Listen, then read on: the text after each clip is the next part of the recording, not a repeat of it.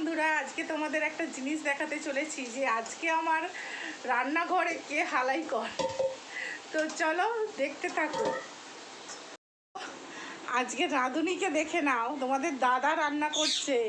আজকে আমার ছুটি আছে, সারা সপ্তাহ তো আমি রান্না করি, তো আজকে আমি বলেছি মটনটা তুমিই বানাও। তবে তোমাদের দাদার রান্নাটা খুব সুন্দর করে। আলু ভাজছে, আলুগুলো লাল লাল করে ভাজতে বলেছি, এত লাল করেছে যে অনেকই লাল হয়ে গেছে। মোটো লাল হয়ে গেছিল গো,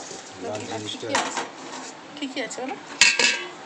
আর এই যে এইখানে হচ্ছে মটন, এখানে পেঁয়াজ কাটা আছে, টমেটো কাটা আছে, ওখানে মিক্সিতে আদা রসুন পেঁয়াজ পেস্ট করা, কড়াই আরও তেল দিয়ে দিচ্ছে দেখো।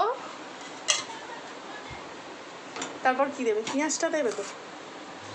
তেল অলরেডি গরম হয়ে গেছে, ব্যাস এবার পেঁয়াজ ছাড়া হচ্ছে।